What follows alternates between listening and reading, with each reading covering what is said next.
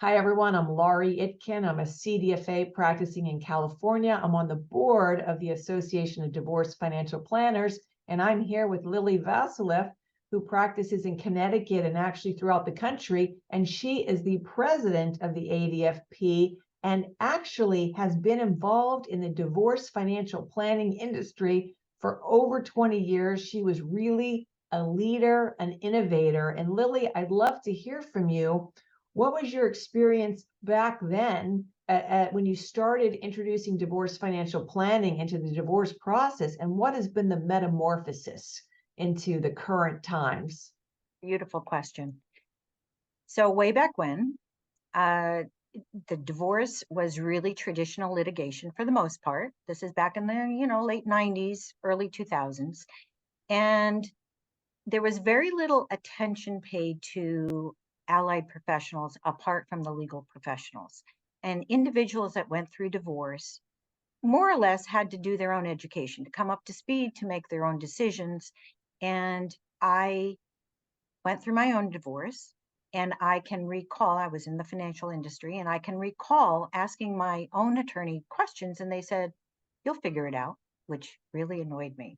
So way back then when I was a zealot and I said, "This doesn't seem right," I thought there was a huge gap in what was going on in the legal divorce process that could be filled with education, sharing of knowledge, and much better guidance for a more holistic, sustainable outcome.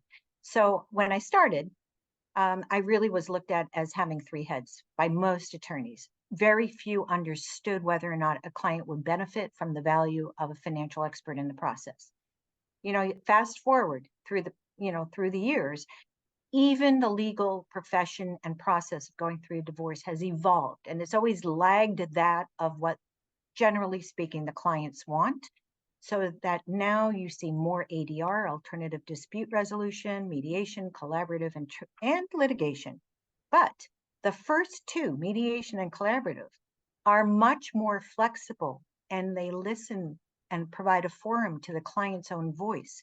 And in these instances, having financial expertise supplement that process is almost invited at this point in time, and certainly in the collaborative process. Oh, in my situation, I work in California. Mostly the divorces I work on, immediate divorces, were not just invited, but like required. I mean, I cannot Yes. tell you, once we end up working with mediators and they see the value we can bring to the clients, either as a neutral financial professional or as an advocate to one spouse that may need to have a level playing field with the other, I can't even imagine a mediation without a divorce financial professional. Well, this is my comment. What is divorce? It's about money and children. There's not much else there, and yet it's a legal process. And it's taken many years for us to gain the confidence, the trust, not only in the legal profession, but the financial community, to have them understand we have protocols, we have codes of ethics, we have standards for our practitioners, such that you can understand the value of one practitioner to another in the divorce financial planning process. And you will know what our scope of tasks are. You will know how we approach our work.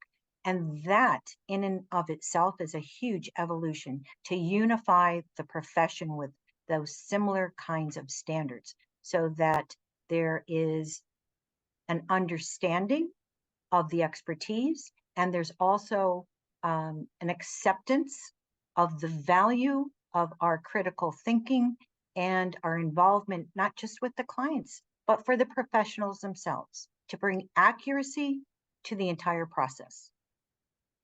Absolutely. Well, Lili, I appreciate your enthusiasm and leadership.